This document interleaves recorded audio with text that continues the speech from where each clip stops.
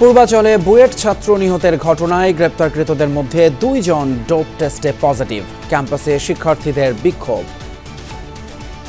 গাড়ি চালকের ক্ষমতাশালী পিতা মামলার মোড় ঘোরানোর, এমনকি মামলা যাতে না নেওয়া হয় তার ব্যবস্থা করতে ব্যস্ত ছিলেন। আমরা আমাদের ভাইয়ের হত্যার সুষ্ঠু ও অতি সত্বর বিচার দাবি করছি।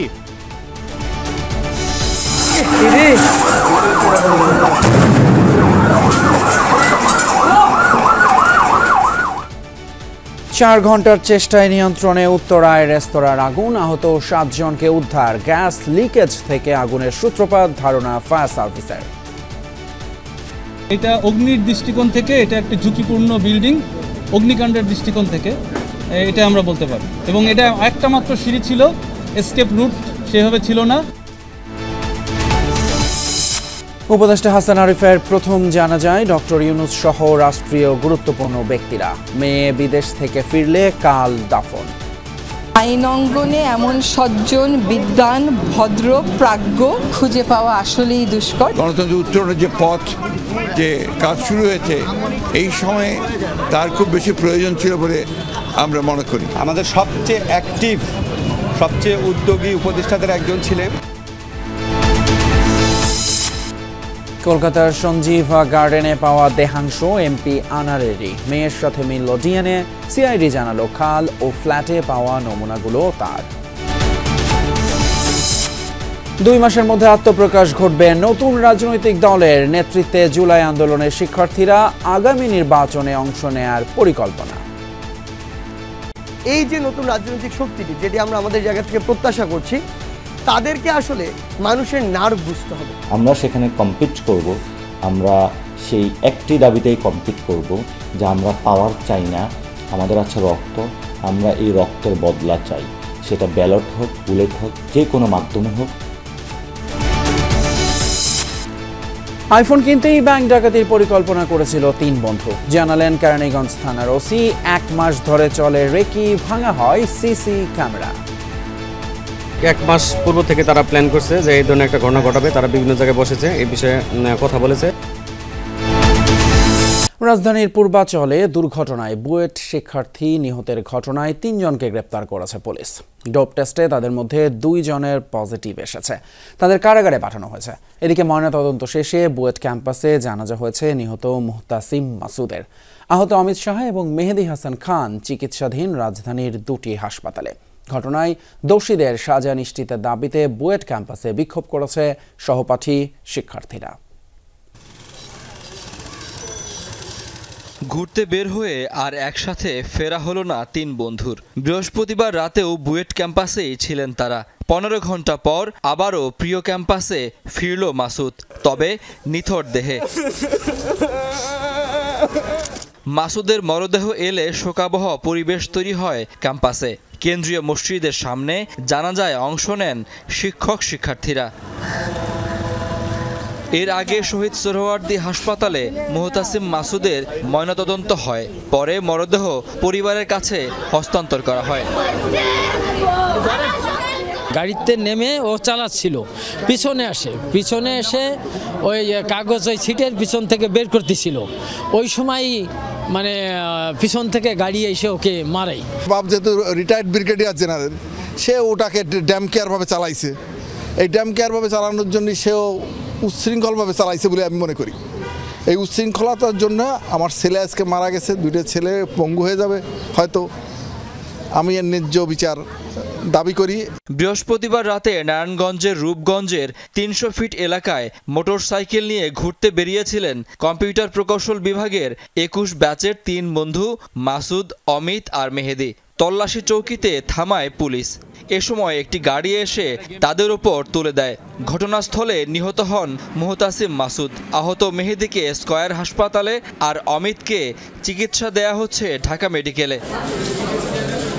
3 শিক্ষার্থীকে চাপা দেয়া গাড়িতেও ছিলেন 3 জন। তারা হলেন মিরপুরের মুবিন আল মামুন, মিরাজুল করিম ও উত্তরার বাসিন্দা আসিফ চৌধুরী। নিহত মাসুদের বাবার করা রূপগঞ্জ থানার মামলায় তাদেরকে গ্রেফতার দেখানো হয়েছে। বেপরোয়া গাড়ি চালানোয় তাদের ডোপ টেস্ট করা হয় নারায়ণগঞ্জ ভিক্টোরিয়া হাসপাতালে। সহপাঠী নিহতের ঘটনায় বুয়েট ক্যাম্পাসে বিক্ষোভ মিছিল করেছে শিক্ষার্থীরা। শিক্ষার্থীদের অভিযোগ, প্রাইভেট কারের চালক মুবিনের বাবা অবসরপ্রাপ্ত সেনা কর্মকর্তা নিহতের স্বজনদের চাপ দিচ্ছেন। তাই ঘটনার সুষ্ঠু বিচার দাবি করে শিক্ষার্থীরা। গাড়ি চালকের ক্ষমতাশালী পিতা মামলার মোড় ঘোরানোর, এমনকি মামলা যাতে না নেওয়া হয় তার ব্যবস্থা করতে ব্যস্ত ছিলেন। আমরা আমাদের ভাইয়ের হত্যার সুষ্ঠু ও অতি সত্বর বিচার দাবি করছি। যে কোনো মূল্যে ক্ষমতার বিপরীতে ন্যায়ের প্রতিষ্ঠা হোক। বাদ আসর মিরপুর বুদ্ধিজীবী কবরস্থানে দাফন করা হয় নিহত মুহতাসিম মাসুদকে। তার ন্যায় বিচার নিশ্চিত করার জন্য এসেছি। শাকিল হাসান, যমুনা নিউজ, ঢাকা। আবারও রেস্তোরাঁর আগুনে পুড়ে ছাই হলো রাজধানীর একটি ভবন। সকালে উত্তরা 12 নম্বর সেক্টরের একটি রেস্তোরাঁয় ঘটে সিলিন্ডার বিস্ফোরণের ঘটনা। ফায়ার সার্ভিসের 12টি ইউনিট 4 ঘন্টার প্রচেষ্টায় আগুন নিয়ন্ত্রণে আনে। এই ঘটনায় 6 জন আহত হয়েছেন। 5তলা ভবনের পুরোটা জুড়ে বাণিজ্যিক প্রতিষ্ঠান থাকলেও ছিল না কোনো আগুন নেভানোর ব্যবস্থা, জানিয়েছে ফায়ার সার্ভিস। সকাল 10:30টার কিছু আগে উত্তরা 12 নম্বর সেক্টরের শাহ মখদুম সড়কের একটি ভবনে হঠাৎই আগুনের সূত্রপাত। মুহূর্তেই তা ছড়িয়ে পড়ে প্রথম ও দ্বিতীয় তলায়। প্রত্যক্ষদর্শীরা জানায়, ভবনটির নিচ তলার লাভালিন রেস্তোরাঁয় আগুন লাগার পরই ঘটে সিলিন্ডার বিস্ফোরণ। আগুন ও ধোঁয়ার তীব্রতা মুহূর্তেই ছড়িয়ে পড়ে পুরো ভবনে। আমি যখন সকালে অফিসে কাজ করতেছিলাম তখন হঠাৎ করে দেখি যে ধোঁয়া বেরোচ্ছে। তখন আমি খেয়াল করলাম যে লোকগুলা বের হয়ে আসছে। তার কিছুক্ষণের পর দেখলাম যে ব্লাস্ট হচ্ছে এটা বড় করে। এরপর থেকে আগুনটা সরে গেছে, কিছুক্ষণের ভিতরে ফায়ার সার্ভিস চলে আসছে। একটা হয়েছে বিকট একটা শব্দ, আগুনের একটা শিখা প্রায় বিল্ডিং এর উপরে চলে গেছে, এত বড় ছিল। তখন আমি এখানে নিচে ছিলাম। আগুনের ভয়াবহতা দেখে একে একে যোগ দেয় মোট 12টি ইউনিট। এ সময় জীবন বাঁচাতে ছাদে ছুটে যায় ভবনের ভেতরে থাকা প্রায় 30 জন। পাশের ভবনে গিয়ে জীবন বাঁচায় তারা। তবে ধোঁয়ার তীব্রতায় অসুস্থ হয়ে পড়েন ফায়ার সার্ভিসের কর্মীরা। পরে আমি এদিকে মুভ করে আমার জিমের যে 3 তলা, ওইখানে গ্লাস করা, ওয়াল সাইডটা গ্লাস করা, ওই গ্লাসটা ভেঙে আমি ওইখান থেকে লাফ দিয়ে নামছি। এরকম আরও কয়েকটা রেস্টুরেন্টে এই সিএনজি গ্যাস দিয়ে তারা চুলা জ্বালাচ্ছে, যেটা টোটালি ইলিগাল। বেরোনোর পরে আমরা ছাদে চলে গেলাম। আমরা 20-22 জন সব ছাদে চলে গিয়ে আমরা ওই পাশে একটা দরজা ছিল, দরজাটা মাইলস্টোনে ওই পারে দিয়ে আর এই পারে আমাদের এসির একটা উপরে দিয়ে আমরা 20-22 জনের ক্লায়েন্ট সহ আমরা মনে করেন এইভাবে বের হয়ে আসছি। 5তলা ভবনের নিচ তলায় ছিল রেস্টুরেন্ট, দ্বিতীয় তলায় বিউটি পার্লার, তৃতীয় ও চতুর্থ তলায় ছিল পুরুষ ও মহিলাদের জিম। দ্রুততম সময়ে আগুন নেভাতে কাজ করে ফায়ার সার্ভিসের 3টি ল্যাডার। এখানে সিলিন্ডার ছিল বেসিক্যালি হচ্ছে ওরা বলছে যেটা আর কি, যে 4টা সিলিন্ডার স্যার আমাদের এখানে ছিল। এর মধ্যে আমরা একটা সিলিন্ডার বের করতে পারছি। এরপরে এখানে 3টা সিলিন্ডার আসলে বাস্ট হয়েছে। আমি ঘুম থেকে উঠা আর কি দেখলাম যে এখান থেকে আগুন বের হইতেছে। তো আইসা দেখলাম যে এখান থেকে সিএনজির যে আছে না সিলিন্ডার, ওই সিলিন্ডার দিয়া মানে ওই রেস্টুরেন্টে পাক করতো আর কি। এখন প্রশ্ন হচ্ছে যে সিএনজির সিলিন্ডার দিয়ে কেন রেস্টুরেন্টে পাক করে। দুপুরের পর আগুন পুরোপুরি নিয়ন্ত্রণে আসে। ফায়ার সার্ভিস জানায়, প্রতিটি ফ্লোরে তীব্রভাবে গ্যাস জমেছিল, যার কারণেই আগুন নেভাতে সময় লেগেছে বেশি। গাফিলতি বলতে আমি বলেছি যে এটা অগ্নির দৃষ্টিকোণ থেকে এটা একটি ঝুঁকিপূর্ণ বিল্ডিং, অগ্নিকাণ্ডের দৃষ্টিকোণ থেকে এটা আমরা বলতে পারি। এবং এটা একটা মাত্র সিঁড়ি ছিল, এসকেপ রুট সেভাবে ছিল না। আপনারা দেখেছেন যে বিল্ডিং থেকে বিল্ডিং কিভাবে আমাদের মই 3 পার্ট ল্যাডার দিয়ে পার করেছি আমরা। এবং আরেকটা জায়গায় দরজার যে ওটা কাঠ ভেঙে একটার সাথে আরেকটা জোড়া দিয়ে আমরা পার করেছি। এত বড় অগ্নিকাণ্ডের ঘটনা ঘটলেও দুপুর পর্যন্ত দেখা মেলেনি ভবন বা হোটেল মালিকের। অগ্নিকাণ্ডের কারণ উদ্ঘাটনের পর পুলিশের পক্ষ থেকে আইনানুগ ব্যবস্থা নেওয়া হবে বলে জানিয়েছে ফায়ার সার্ভিস। ভাস্কর ভাদুরী, যমুনা নিউজ, ঢাকা। অন্তর্বর্তী সরকারের বিমান, পর্যটন এবং ভূমি উপদেষ্টা AF হাসান আরিফ মারা গেছেন। ইন্না লিল্লাহি ওয়া ইন্না ইলাইহি রাজিউন। বিকেলে হৃদযন্ত্রের ক্রিয়া বন্ধ হয়ে রাজধানীর ল্যাবেড হাসপাতালে মারা যান তিনি। তার বয়স হয়েছিল 83 বছর। তার মৃত্যুর খবরে হাসপাতালে ছুটে যান প্রধান উপদেষ্টা, উপদেষ্টা পরিষদের সদস্য, রাজনীতিবিদ সহ বিভিন্ন শ্রেণী পেশার মানুষ। প্রথম জানাজায় অংশ নেন ডক্টর ইউনূস সহ সরকারের ঊর্ধ্বতন কর্মকর্তারা। দেশবরেণ্য আইন বিশেষজ্ঞের প্রথম জানাজায় অংশ নিয়েছেন প্রধান উপদেষ্টা ডক্টর ইউনূস সহ পরিষদের অন্য বেশ কয়েকজন সদস্য। প্রধান বিচারপতি, সেনাপ্রধান, বিভিন্ন রাজনৈতিক দলের নেতৃবৃন্দ সহ সমাজের গণ্যমান্য ব্যক্তিরাও ছিলেন জানাজায়। হাজির ছিলেন আইন অঙ্গনের দীর্ঘদিনের সহকর্মীরা। এর আগে অসুস্থ বোধ করায় বেলা ৩টার দিকে ধানমন্ডির বাড়ির কাছে একটি বেসরকারি হাসপাতালে নেওয়ার পর চিকিৎসকরা তার মৃত্যুর খবর নিশ্চিত করেন। মৃত পাওয়ার পরে আমরা আমাদের প্রোটোকল অনুযায়ী সমস্ত চেষ্টা করেছি এবং ৩:৩৫ ওনাকে মৃত ঘোষণা করা হয়। ওনার কার্ডিও পালমোনারি ফেইলিওর বলে, যেটাকে হার্ট অ্যাটাক বলা হয়, হার্ট অ্যাটাক করেছেন উনি। এর আগে উপদেষ্টা পরিষদের বয়োজ্যেষ্ঠ এই সদস্যের মৃত্যুর খবরে হাসপাতালে আসেন প্রধান উপদেষ্টা ডক্টর মোহাম্মদ ইউনূস। সান্ত্বনা দেন পরিবারের সদস্যদের। এমিরাটসের যে ফ্লাইটটা যখনই ঢাকায় টাচ করলো তখনই আমরা সংবাদটা পেলাম যে মাননীয় উপদেষ্টা হাসান আলী সাহেব মারা গেছেন, এবং ওইখান থেকে উনি আমরা কোনো প্রস্তুতি ছাড়াই, কোনো ধরনের কোনো ছাড়াই আমরা সরাসরি এখানে এসে পড়ছি। উপদেষ্টা পরিষদের সদস্যরাও শেষবারের মতো দেখতে আসেন প্রিয় সহকর্মীকে। আইন অঙ্গনে এমন সজ্জন, বিদ্বান, ভদ্র, প্রাজ্ঞ একজন আইনজীবী খুঁজে পাওয়া আসলেই দুষ্কর। আমাদের সবচেয়ে অ্যাক্টিভ, সবচেয়ে উদ্যোগী উপদেষ্টাদের একজন ছিলেন। দেখিনি যে উনি এমন কোনো কথাবার্তা বলেছেন বা এমন কিছু করেছেন, কোনো ধরনের আঘাত লাগা, শব্দ লাগা, সবসময় হাসি মুখ ছিলেন। মৃত্যুর খবরে হাসপাতালে আসেন হাসান আরিফের স্বজন, ঘনিষ্ঠজনেরা। গভীর সমবেদনা জানিয়েছেন বিভিন্ন রাজনৈতিক দলের নেতৃবৃন্দ। এই গণতন্ত্র উত্তরণের যে পথ, যে কাজ শুরু হয়েছে, এই সময়ে তার খুব বেশি প্রয়োজন ছিল বলে আমরা মনে করি। তিনি অত্যন্ত উঁচু মানের একজন সিনিয়র আইনজীবী ছিলেন। তার আইনের জ্ঞান যেমন ছিল, তার মধ্যে স্বচ্ছতাও তেমন ছিল। এই দুইটা জিনিস অনেক জায়গায় পাওয়া কঠিন। 1941 সালে কলকাতায় জন্মগ্রহণ করা হাসান আরিফের কর্মজীবন শুরু হয় কলকাতা হাইকোর্টে 1967 সালে আইনজীবী হিসেবে। এরপর ঢাকায় এসে বাংলাদেশ হাইকোর্টে কাজ শুরু করেন। 2001 থেকে 2005 সালের 28 এপ্রিল পর্যন্ত ছিলেন অ্যাটর্নি জেনারেল। হয়েছিলেন মঈনুদ্দিন ফখরুদ্দিন সরকারের উপদেষ্টাও। অন্তর্বর্তীকালীন সরকারের গণ অভ্যুত্থানের পর গত 8 আগস্ট ডক্টর মোহাম্মদ ইউনূসের সাথেই অন্তর্বর্তী সরকারের উপদেষ্টা হিসেবে শপথ নেন এএফ হাসান আরিফ। শনিবার সকাল 11টায় হাইকোর্ট প্রাঙ্গণের দ্বিতীয় জানাজা শেষে মরদেহ রাখা হবে মরচুয়ারিতে। পরে একমাত্র মেয়ে দেশে ফেরার পর মিরপুর শহীদ বুদ্ধিজীবী কবরস্থানে দাফন করা হবে তাকে। আব্দুল্লাহ তুহিন, যমুনা নিউজ, ঢাকা।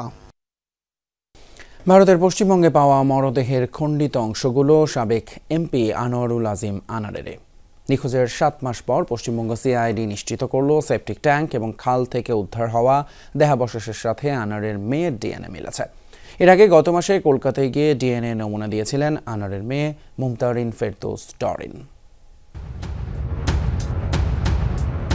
চলতি বছরের মে মাসে ভারতে গিয়ে নিখোঁজ হয়েছিলেন ঝিনাইদহ 4 আসনের তখনকার সংসদ সদস্য আনোয়ারুল আজিম আনার। পরে জানা যায় কলকাতার নিউ টাউনের সঞ্জীবা গার্ডেন্সের একটি ফ্ল্যাটে খুন হন তিনি। আলোচিত এই হত্যাকাণ্ডে তোলপাড় হয় দুদেশে। আসামিদের জিজ্ঞাসাবাদের পর সঞ্জীবা গার্ডেন্সের সেপটিক ট্যাঙ্ক থেকে উদ্ধার করা হয় 4 কেজি মাংস। পরে উত্তর 24 পরগনার একটি খাল থেকেও উদ্ধার করা হয় বেশ কিছু হাড়গোড়। পরবর্তীতে তা পরীক্ষার জন্য পাঠানো হয় সেন্ট্রাল ফরেন্সিক সায়েন্স ল্যাবরেটরিতে। প্রাথমিকভাবে জানা যায় এই দেহাংশ কোনো পুরুষের। এসব দেহাবশেষ যে আনারেরই তা নিশ্চিতে প্রয়োজন ছিল ডিএনএ পরীক্ষার। গেল মাসের শেষে কলকাতায় গিয়ে নমুনা দেন তার মেয়ে ডরিন। পশ্চিমবঙ্গ পুলিশের অপরাধ তদন্ত বিভাগ অবশেষে নিশ্চিত করল ডরিনের সাথে ওই দেহাংশের ডিএনএ মিলেছে। আইন নিয়ন্ত্রণকারী সংস্থা তদন্তে বেরিয়ে আসে যুক্তরাষ্ট্র প্রবাসী আখতারুজ্জামান শাহিন এমপি আনার হত্যাকাণ্ডের মূল পরিকল্পনাকারী। তার নির্দেশে জিহাদ হাওলাদার ওরফে কসাই জিহাদ সহ 4 জন সঞ্জীবা গার্ডেন্সের একটি ফ্ল্যাটে শ্বাসরোধ করে হত্যা করে আনারকে। অনিক রহমান, যমুনা নিউজ। আগামী 2 মাসের মধ্যেই আত্মপ্রকাশ করবে জুলাই আন্দোলনে নেতৃত্ব দেয়া শিক্ষার্থীদের রাজনৈতিক দল। বিদ্যমান দলগুলোর তুলনায় বৈশিষ্ট্যে এই সংগঠন পৃথক হবে জানিয়েছেন নেতারা। যমুনা টেলিভিশনের সাথে খোলামেলা আলাপে এসব তথ্য জানান নাসিরউদ্দিন পাটোয়ারি, হাসনাত আবদুল্লাহ এবং সার্জিস আলম। দলের সম্ভাব্য নাম হতে পারে জনশক্তি, তবে সবার মতামত নিয়ে এটি পরিবর্তনও হতে পারে। ছাত্র নেতারা জানিয়েছেন জনগণের আস্থা অর্জনই নতুন দলের প্রধান লক্ষ্য। লামিয়া তিথি রিপোর্ট। জুলাই আগস্টের আন্দোলন শুরু হয় সরকারি চাকরিতে কোটা বিলোপের দাবিতে। বৈষম্য নিরসন হবে, নইলে এটা কোটাধারীদের দেশ, এটা ঘোষণা করতে হবে। ধীরে ধীরে সরকার পতনের কঠোর কর্মসূচিতে সফল হন তারা। প্রসঙ্গ আসে রাষ্ট্র মেরামতের। ফ্যাসিবাদী ব্যবস্থা থাকলে আবারও দেশে শেখ হাসিনার জন্ম নিতে পারে। অন্তর্বর্তী অরাজনৈতিক সরকার ধীরে ধীরে এগিয়ে যাবে নির্বাচনের দিকে। জনপ্রতিনিধিদের হাতে দায়িত্ব তুলে দেওয়া দেশ পরিচালনার। 2025 সালের শেষ দিক থেকে 2026 সালের প্রথমার্ধের মধ্যে নির্বাচনের সময় নির্ধারণ করা যায়। এবার সেখানে নিজেদের অবস্থান দেখতে চান শিক্ষার্থীরা, নামতে চান ভোটের লড়াইয়ে। বর্তমান আমাদের পরিস্থিতি, মাঠের যে অ্যাসেসমেন্ট, সেই অ্যাসেসমেন্ট অনুযায়ী আগামী 1-2 মাসের মধ্যে বৈষম্য বিরোধী যে ছাত্র আন্দোলন আছে তারা এই রাজনৈতিক দলটি মাঠে আনতে সক্ষম হবে। প্রশ্ন হচ্ছে কেমন হতে পারে নতুন এ রাজনৈতিক প্ল্যাটফর্ম? ছাত্র নেতারা বলছেন এতদিন যে ধরনের রাজনীতি সবাই দেখেছেন তারা তার ব্যতিক্রম হবেন। ফ্যাসিবাদী যে সাংবিধানিক যে কাঠামো সেটা আমরা চাই না, এবং আমরা এই নতুন রাজনৈতিক দলে পুরাতন যে আমাদের টেন্ডারবাজি, চাঁদাবাজি, জনগণের জন আকাঙ্ক্ষার বিপরীতে গিয়ে বিভিন্ন দেশের এজেন্ডার ভিত্তিতে যে রাজনৈতিক দলগুলো পরিচালিত হয়ে আসছে সেগুলো আমরা যাব না। আমরা মনে করি যে নতুন যে রাজনৈতিক দল আমরা প্রত্যাশা করছি তাদের কার্যক্রম আসলে শুধুমাত্র কথার মধ্যে সীমাবদ্ধ থাকবে না। এই যে নতুন রাজনৈতিক শক্তিটি, যেটি আমরা আমাদের জায়গা থেকে প্রত্যাশা করছি, তাদেরকে আসলে মানুষের নার্ভ বুঝতে হবে। বিগত সময়ে ক্ষমতা কুক্ষিগত করে রাখার জন্য কিছু মানুষের নার্ভই ভুলে গিয়েছিল, কারণ তাদের তো ভোটের প্রয়োজন হয়নি। মানুষের প্রয়োজনীয় ভিত্তিতে মানুষ যদি চায় আমাদের কোনো রাজনৈতিক সংগঠন গড়ে তোলা উচিত, সেক্ষেত্রে এই বিষয়গুলো নিয়ে আমরা অবশ্যই ভাবব। নতুন দলে পাবলিক বিশ্ববিদ্যালয়ের পাশাপাশি যুক্ত হবেন প্রাইভেট বিশ্ববিদ্যালয়ের শিক্ষার্থীরা। আসছে সংসদ নির্বাচনেই অংশ নেওয়ার পরিকল্পনা তাদের।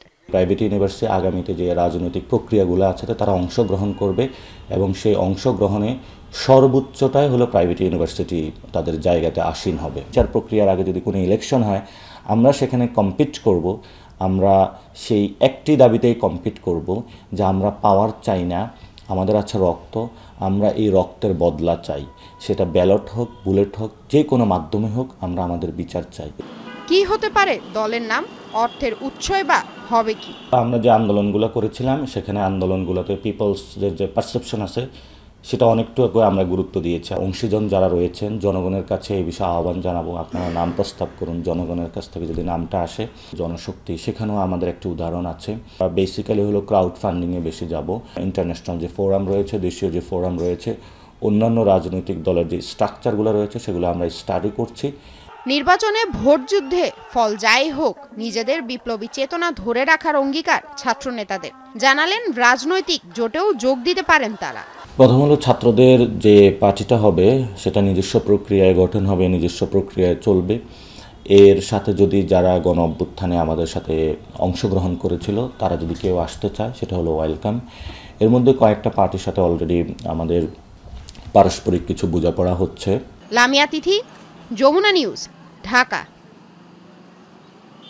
জুলাই স্মৃতি ফাউন্ডেশনের আর্থিক সহায়তা পেল গণ অভ্যুত্থানে নিহত খুলনা বিভাগের 58 পরিবার। আহতদের পরিবারকেও পুনর্বাসন করা হবে। অনুষ্ঠানে সার্জিস আলম বলেন, গণহত্যার বিচার করতে না পারলে বড় ব্যর্থতা হবে সরকারের। গত 16 বছর ধরে স্বৈরাচারকে টিকিয়ে রাখার দায় সবার। ঝিনাইদহের আবু বক্কর ও হাফিজা খাতুন দম্পতি জুলাই অভ্যুত্থানে প্রকৌশলী ছেলেকে হারিয়েছেন তারা। আজও থামেনি বাবা মায়ের কান্না। না মোনা, আমি রাগ করছি না, তুমি তো বুঝতেই চাইছো না, তাই বারবার আমি জোরে জোরে বলছি। এই জোরে জোরে কথাটাই শেষ কথা ছিল। খুলনায় অনুষ্ঠিত হয় জুলাই শহীদ স্মৃতি ফাউন্ডেশনের কর্মসূচি। এতে বিভাগের 10 জেলার নিহত 58টি পরিবারের সদস্যরা অংশ নেন। তাদের কেউ হারিয়েছেন সন্তান, কেউ স্বামী, কেউ বা হারিয়েছে বাবাকে। তৈরি হয় এক আবেগ ঘন পরিবেশ। বিভিন্ন রকমের আশা দিত আমারে, আমার সেই পাখি চলে গেছে, আমি কি করে থাকবো?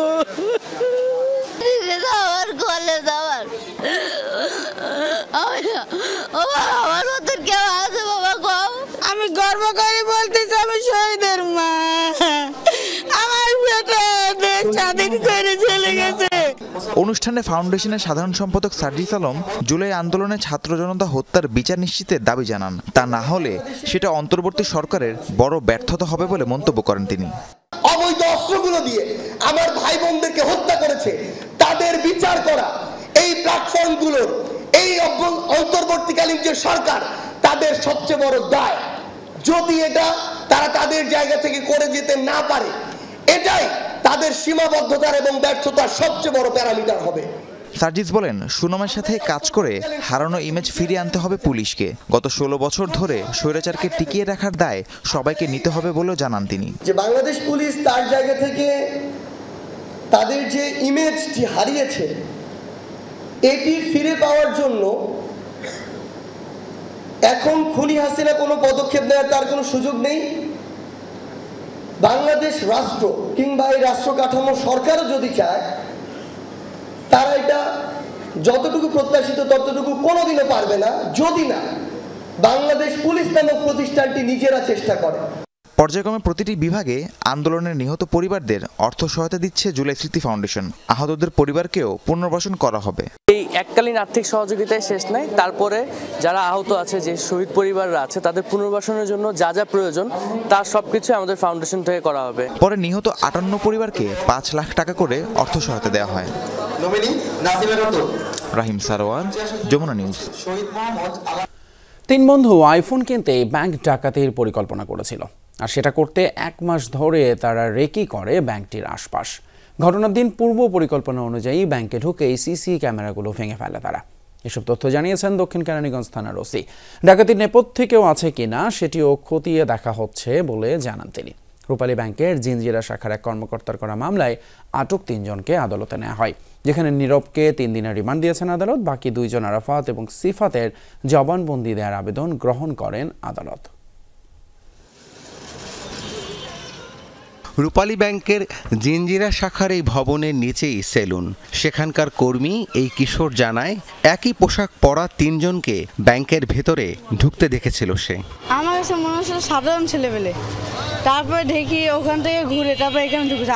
আমি তো বুঝতে পারি না, আমি তারপরে ওরা 3 জন মানে একই রকম ড্রেস পরেছিল, 3 জন একই কালারের প্যান্ট, আবার 3 জন মানে এক রকমের মাস্ক। স্থানীয় ঠিকাদার বাবুল খান টাকা তুলতে ব্যাংকের ভেতরেই ছিলেন। তিনি জানালেন কি হয়েছিল তখন। আমি টাকা জমা দিছি, জমাটা নিতে পারে না, আর এন্ট্রি করতে পারে নাই, এর ভিতরে ঢুকে গেছে। কাউকে ওরা মারধর করে নাই। প্রথম বলছে যে কোনো আওয়াজ, কোনো অ্যালার্ম, কোনো কিছু করতে পারবেন না, যদি করেন তাই গুলি দিয়া সবাই যাজরা বানাই আনব, মানে আমরা টাকা যাবে সরকারের, জান যাবে আপনাদের। ডাকাতি চেষ্টার ঘটনায় আটক 3 জনের বিরুদ্ধে দস্যুতার অভিযোগে মামলা করেছে ব্যাংক কর্তৃপক্ষ। পুলিশ জানায় 3 বন্ধু আইফোন কিনতেই ব্যাংক ডাকাতির পরিকল্পনা করেছিল। এটা আনুমানিক 1 মাস পূর্ব থেকে তারা প্ল্যান করছে যে এই ধরনের একটা ঘটনা ঘটাবে। তারা বিভিন্ন জায়গায় বসেছে, এই বিষয়ে কথা বলেছে। তারা সিসি ক্যামেরার ডিভাইসটা ভেঙে ফেলেছে, বাট আমরা সেটার ভাঙা অংশটুকু পাইনি। এবং তাদের আইফোন কিনতে হবে, এই কারণে বেসিক্যালি টাকার প্রয়োজনে তারা পরিকল্পনা করে। অভিযুক্তদের মধ্যে একজনের পরিবারও বলছে ছেলে ফোন কিনে দিতে বলেছিল। আমার একটা মোবাইলের শখ, আমার একটা মোবাইল দাও। তখন আমার আব্বু বলে যে এতটুকু বাচ্চারা এখন মোবাইল দিলে বাচ্চা যদি নষ্ট হয়ে যায়, সেই জন্য আব্বু রাজি হয় না। দিনে দুপুরে ব্যাংক ডাকাতি চেষ্টার ঘটনায় আতঙ্কে ব্যবসায়ী ও স্থানীয়রা। এরা 3 জন লোকে মানে তারপরও খেলনা পিস্তল নিয়ে মনে করেন এরকম ডাকাতি করছে। এরকম নজিরবিহীন ঘটনা তো আসলে সচরাচর দেখা যায় না। ওরা 3টে পোলাবান, তোরা 22-23 জন মানুষ, জাবরাইও ধরিয়া তো লই বুড়াই ভর্তি, তার গুলি করতে পারতো না। আমার বয়স, আমি জীবনে দেই না, ভেবেছি নেই রূপালী ব্যাংকে ডাকাতি হয়, এই প্রথম দেখছি ডাকাতি হইতে। 16 বছর বয়স তো ডাকাতি হওয়ার কথা না, স্কুল লেখাপড়া কলেজে। বৃহস্পতিবার রূপালী ব্যাংকের জিনজিরা শাখায় অপ্রাপ্ত বয়স্ক 2 জন সহ 3 জন অস্ত্রের মুখে গ্রাহক ও ব্যাংকের কর্মকর্তাদের জিম্মি করে 18 লাখ টাকা লুটের চেষ্টা করে। পরে জানা যায় খেলনা পিস্তল দিয়ে তারা ডাকাতির চেষ্টা করে। রাব্বি সিদ্দিকী, যমুনা নিউজ, ঢাকা। আধিপত্য বিস্তারের জেরে লক্ষ্মীপুরের রায়পুরে বিএনপির 2 গ্রুপের মধ্যে সংঘর্ষ হয়েছে, যাতে আহত হয়েছেন অন্তত 15 জন। বৃহস্পতিবার রাত থেকে আজ বিকেল পর্যন্ত দফায় দফায় খাসেরহাট এবং বাবুরহাট এলাকায় সংঘর্ষ হয়। স্থানীয়রা জানান 5 আগস্টের পর থেকে আধিপত্য বিস্তারকে কেন্দ্র করে উত্তর চরবংশী ইউনিয়ন বিএনপির সহসভাপতি ফারুক কবিরাজের সাথে বিরোধ রায়পুর কৃষক দলের সদস্য সচিব শামীম গাজীর। বৃহস্পতিবার একটি ব্যানার ছিঁড়ে ফেলাকে কেন্দ্র করে এই 2 পক্ষের সমর্থকরা বিরোধে জড়িয়ে পড়ে। এরপরই শুরু হয় দফায় দফায় সংঘর্ষ। দলীয় কার্যালয় ও বসতঘরে ভাঙচুরের পাশাপাশি আগুন দেয়া হয় 2টি মোটরসাইকেলেও। খবর পেয়ে পরিস্থিতি নিয়ন্ত্রণে আনে আইন শৃঙ্খলা বাহিনী। ধর্মের ভিত্তিতে কোনো অধিকার ভাগাভাগি হতে পারে না। বাংলাদেশে ধর্ম বর্ণ নির্বিশেষে সকলের অধিকার সমান, এমন মন্তব্য করেছেন জামায়াত ইসলামীর আমির ডক্টর শফিকুর রহমান। রাতে রাজধানীর মিরপুরের সেনপাড়া চার্চে খ্রিস্টান সম্প্রদায়ের সাথে মতবিনিময়ে এসব কথা বলেন তিনি। জামায়াত আমির বলেন, বাংলাদেশে সব ধর্মের মানুষ মিলেমিশে সাম্প্রদায়িক সম্প্রীতির সাথে বসবাস করে, তবে মাঝে মাঝে কিছু হুতুম পেঁচা ঢুকে অশান্তি তৈরি করে। তিনি বলেন, জামায়াত ন্যায় বিচার এবং বৈষম্যহীন দেশ গড়তে চায়, এমন এক বাংলাদেশ চাই যেখানে মসজিদ, গির্জা ও মন্দির পাহারা দিতে হবে না। এরপর আগে কাফরুল পশ্চিম থানা জামায়াত ইসলামে আয়োজিত শীতার্তদের মাঝে শীত বস্ত্র উপহার অনুষ্ঠানে বলেন, বৈষম্যহীন দেশ গড়তে মৃত্যু উপেক্ষা করে ছাত্র জনতা আন্দোলন করে বিজয়ী হয়েছে। অর্জিত এই জয় রক্ষায় সকলকে ঐক্যবদ্ধ থাকার আহ্বান জানান জামায়াতের আমির। আমরা মিলেমিশে বসবাস করব, এটি আমাদের সকলের চাহিদা, কিন্তু মাঝে মধ্যে কিছু উতুম পেঁচা আমাদের বাগানে ঢুকে যায়, ঢুকে আমাদের ফুলকে এলোমেলো করে দিতে চায়। প্রিয় দেশে যারাই এখানকার নাগরিক, এটা জন্মসূত্রে হোক অথবা ডোমিসাইল্ড হোক, তাদের সকলের অধিকার সমান। এখানে ধর্মের ভিত্তিতে অধিকার ভাগাভাগি হবে না। চাকরি প্রার্থীদের তোপের মুখে স্থগিত হলো পঞ্চগড় চিফ জুডিশিয়াল ম্যাজিস্ট্রেট আদালতের তৃতীয় এবং চতুর্থ শ্রেণীর নিয়োগ পরীক্ষা। সকালে প্রশ্নপত্র ফাঁস এবং বিভিন্ন অনিয়মের অভিযোগে এমআর সরকারি কলেজ কেন্দ্রের সামনে বিক্ষোভ করতে থাকে চাকরি প্রার্থীরা। 3.5 ঘন্টার মতো চিফ জুডিশিয়াল ম্যাজিস্ট্রেট সহ কর্মচারীদের অবরুদ্ধ করে রাখেন তারা। পরে নিয়োগ পরীক্ষা স্থগিত ঘোষণা করেন সিনিয়র জুডিশিয়াল ম্যাজিস্ট্রেট। পরবর্তীতে পরীক্ষার তারিখ জানানো হবে। পরীক্ষা অনুষ্ঠিত হওয়ার সময় পরীক্ষার্থী 70টা প্রশ্নপত্র আনছে 50টা। 1 নম্বর। 2 নম্বর, একজন আছে প্রশ্ন মোবাইল বের করে লেখা শুরু করছে। ন্যাস সহায়তার সার্কুলেটার যেখানে দেওয়া আছে স্নাতক পাশের, সেখানে কোর্টের যারা একবারে চতুর্থ শ্রেণীর কর্মচারী তারা ডিউটি দিতে আসছে। বর্ণিল সমাপনী অনুষ্ঠানের মধ্য দিয়ে শেষ হলো নটরডেম কলেজের 75 বর্ষ পূর্তি উৎসবের বছরব্যাপী আয়োজন। বিকেলে জাতীয় সঙ্গীত পরিবেশনার মধ্য দিয়ে শুরু হয় সমাপনী অনুষ্ঠান, পরে শুরু হয় আলোচনা অনুষ্ঠান।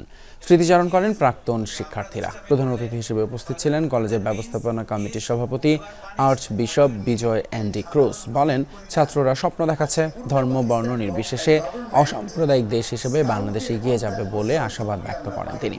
পরে 75 বছর পূর্তি উৎসবের ছবি নিয়ে তৈরি করা ফটো অ্যালবাম আলোর ঝর্ণাধারার মোড়ক উন্মোচন করেন অতিথিরা।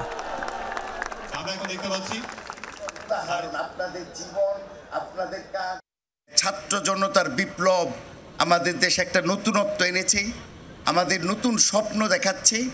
আমরা স্বপ্ন দেখছি এই দেশটা অসাম্প্রদায়িক গণতান্ত্রিক উন্নত একটা দেশ হবে। পুতিনের অর্থায়নে নির্মিতব্য বিদ্যুৎ প্রকল্পে ব্রিটিশ মন্ত্রী টিউলিপের বিরুদ্ধে $4 বিলিয়ন ঘুষের অভিযোগ, এই মর্মে সংবাদ প্রচার করেছে ব্রিটিশ গণমাধ্যম ডেইলি মেইল। এতে বলা হয়, যুক্তরাজ্যের লেবার পার্টির মন্ত্রী টিউলিপ সিদ্দিকী এবং বাংলাদেশের ক্ষমতাচ্যুত সাবেক প্রধানমন্ত্রী শেখ হাসিনার বিরুদ্ধে রূপপুর পারমাণবিক প্রকল্প থেকে প্রায় 59,000 কোটি টাকা আত্মসাতের অভিযোগ উঠেছে। এর আগে গত 17 ডিসেম্বর বাংলাদেশের দুর্নীতি দমন কমিশন জানায়, প্রাথমিক তদন্তে টিউলিপ সিদ্দিকী সহ হাসিনা রেহেনা পরিবারের সদস্যদের সংশ্লিষ্টতা মিলেছে। পরদিন ডেইলি টেলিগ্রাফ জানায়, এই অভিযোগ অস্বীকার করেছেন টিউলিপ। তার ঘনিষ্ঠ মহলের দাবি, রাজনৈতিক কারণেই তার নাম আনা হয়েছে। 10 নম্বর ডাউনিং স্ট্রিট থেকেও জানানো হয়, টিউলিপের উপর আস্থা রয়েছে কের স্টারমারের। ক্রিকেট পাড়ায় অনেকবার শোনা গেছে, ব্যাটিংয়ে মনোযোগ দিতে অধিনায়কত্বের দায়িত্ব ফিরিয়ে দিয়েছিলেন লিটন দাস। ওয়েস্ট ইন্ডিজকে তাদেরই মাটিতে টি-20তে হোয়াইট ওয়াশ করা এলকেডির সেই চিন্তায় এখন বদল এসেছে। বিসিবি চাইলে পাকাপাকিভাবে অধিনায়ক হতে তার কোনো আপত্তি নেই। লোকে বলতো মানুষ হিসেবে ইন্ট্রোভার্ট, তাই নাকি সতীর্থদের মোটিভেট করতে পারবেন না। অনেকের মতেই লিটন দাস ক্যাপ্টেন ম্যাটেরিয়ালই নন, কিন্তু দায়িত্ব পেলে এলকেডি কি করতে পারেন সেটা তো বরাবরই প্রমাণিত।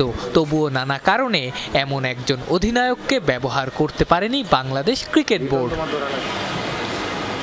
এমনকি এটাও অনেকবার শোনা গেছে, অধিনায়কত্বের বাড়তি দায়িত্ব না নিয়ে ব্যাটিংয়ে ফোকাস দেবেন বলে লিটন নিজেই বিসিবির প্রস্তাব ফিরিয়ে দিয়েছেন। ওয়েস্ট ইন্ডিজকে টি-20তে হোয়াইট ওয়াশের তাজা স্মৃতি উপহার দেয়া লিটনকে যদি পাকাপাকিভাবে ক্যাপ্টেন্সি অফার করা হয়, এবারও কি ফিরিয়ে দেবেন? দেখেন, ক্যাপ্টেনশিপ নিয়ে যদি বলি, আমি বিসিবি যদি আমাকে দেয় আমি করতে রাজি আছি, এখানে দ্বিমত থাকার কোনো কথা না। আমি এটাতে এনজয় করতেছি। হ্যাঁ, যে জিনিসটা বললেন যে বলাররা যদি আপনাকে খুব ভালো বল করে দেয় বিহাইন্ড দ্য উইকেটে, আমার জন্য কাজটা অনেক ইজি। অধিনায়কত্বের মূল কারিশমা মূলত দেখা যায় ফিল্ডিংয়ে। ক্যারিবিয়ান দ্বীপপুঞ্জে সেখানেই নিজের সামর্থ্য দেখিয়েছেন টাইগার ক্যাপ্টেন। 3 ম্যাচের একটাতেও স্বাগতিকদের করতে দেননি 140-এর বেশি, 2টাতে অল আউট 110-এর কমে। অধিনায়ক বলছেন বোলারদের সাহায্য আর কোচের ভরসাই এনে দিয়েছে এমন সাফল্য। নতুন কোচ এসেছে, উনি অনেক ফ্রেন্ডলি। সবচেয়ে বড় ডিসিশন যে জিনিসটা আমার খুব ভালো লেগেছে যে উনি কখনো প্লেয়ারদের উপর চাপায় দেন না। আমরা যেহেতু অনেকদিন ধরে ক্রিকেট খেলতেছি, আমাদেরও কথার মূল্য আছে, সো উনি এই জিনিসটা গ্রহণ করে। আর সালাউদ্দিন স্যারের বিষয়টা যেটা বললাম যে আমরা ম্যাক্সিমামই স্যারের হাত ধরে কোথাও না কোথাও খেলেছি এবং স্যার আমাদেরকে খুব ভালো মতনই চিনে। তো আমার মনে হয় কনভারসেশনগুলো খুব ভালো হচ্ছে ড্রেসিং রুমে এবং স্যার খুবই ফ্রেন্ডলি একটা মানুষ, যার সাথে আপনি সব ধরনের কথা বলতে পারবেন। অধিনায়ক হিসেবে লিটনের সাফল্যের অভিজ্ঞতা কম না। ইন্ডিয়ার মতো প্রতিপক্ষকে ওয়ানডে সিরিজ হারানো, আফগানদের সাথে রেকর্ড গড়ে টেস্ট জেতা, বিসিএল ওয়ানডেতেও চ্যাম্পিয়ন, বিপিএল এ রানার্স আপ, সবশেষে টি20তে ওয়েস্ট ইন্ডিজকে হোয়াইট ওয়াশ করা, সেটাও ক্যারিবিয়ানদেরই মাটিতে। কতখানি অবিশ্বাস্য, যারা ক্যারিবিয়ানদের টি20 সামর্থ্য সম্পর্কে জানেন তারাই বুঝবেন। আফনান পিয়াল, যমুনা স্পোর্টস, ঢাকা।